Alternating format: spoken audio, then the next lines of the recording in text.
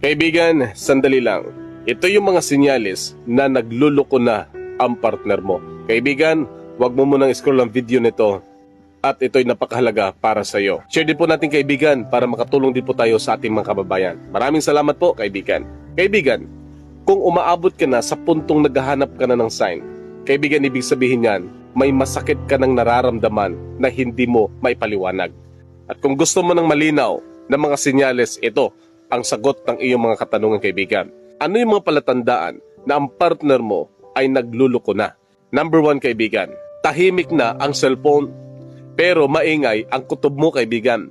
Dati bukas ang lahat, ngayon may password na ang phone niya, may pagtatago na, may kaba na sa dibdib mo kaibigan, lalo tuwing may tunog ang phone niya. At ito pa, hindi mo gusto magduda pero pinipilit ka ng kilos niya. At minsan nagtatanong ka, bakit kailangang itago kung wala namang mali? Pangalawa, paulit-ulit kang humihingi ng linaw pero paulit-ulit ka ring binibigo. Tinatanong mo ng maayos pero ang sagot niya lang kaibigan, wala lang yun. Kaibigan lang kami. Ikaw lang ang nag-iisip ng ganyan.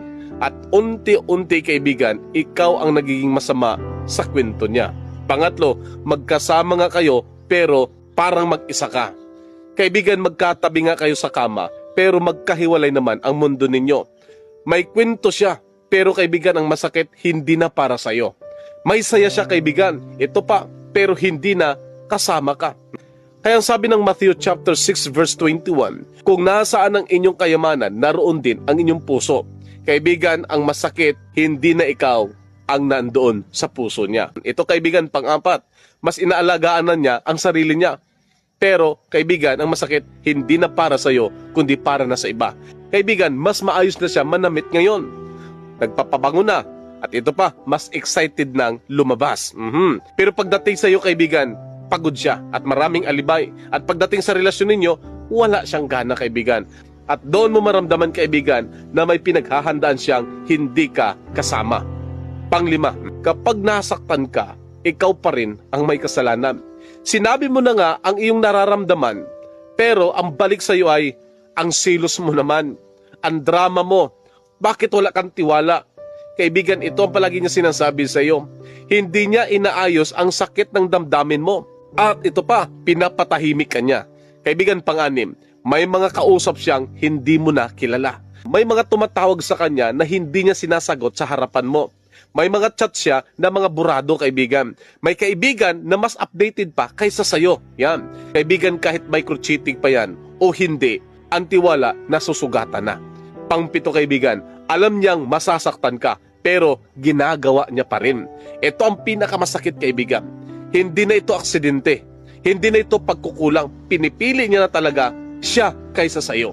Kaibigan, ang sabi ng Roma chapter 13 verse 10, ang pag-ibig ay hindi gumagawa ng masama sa kanyang kapwa. At kung paulit-ulit kang sinasaktan, hindi na yun kaibigan, pag-ibig. Kaibigan ko, kung ganito ang kalagayan at karanasan mo ngayon, laksan mo ang loob mo. Kung tahimik kang umiiyak gabi-gabi, kung nagdadasal ka na sinasabi mo sana mali lang ang kutob ko, kung maasa ka pa rin kahit ubos ka na, kaibigan, natural lang na maramdaman mo yan. Kasi bakit? Nagmahal ka lang ng totoo. Pero tandaan mo ulit, palagi ko itong sinasabi, sa awit 34 verse 18, malapit ang Diyos sa mga may bagbag ang puso. Mahal ka ng Panginoon kaibigan, at sa pagkakataong ito ay napakalapit siya para sa iyo. Kaibigan, kung hindi ka man niya pinipili, baka panahon na rin na piliin mo na rin ang sarili mo. Kaibigan, hindi ka nag-iisa. Nandito kami, nandyan ang Panginoon na handang tumulong para sa iyo. At kaibigan, kung nahihirapan ka na, kung ganito ang kalagayan mo, i-comment mo sa baba at sabihin mo, Panginoon, please, tulungan niyo po ako. Kaibigan, alam ko mabigat na pagsubok yan, pero kumapit ka pa rin sa ating Panginoon. May pag-asa pa naghihintay para sa iyo. Hindi ka pababayaan ng ating Panginoon. Mahal na mahal ka niya. God is with you. At ang aking dalangin ay suma sa iyo. At ingatan mo ang sarili mo at patuloy ko dalangin sa ating lahat ang happy relationship.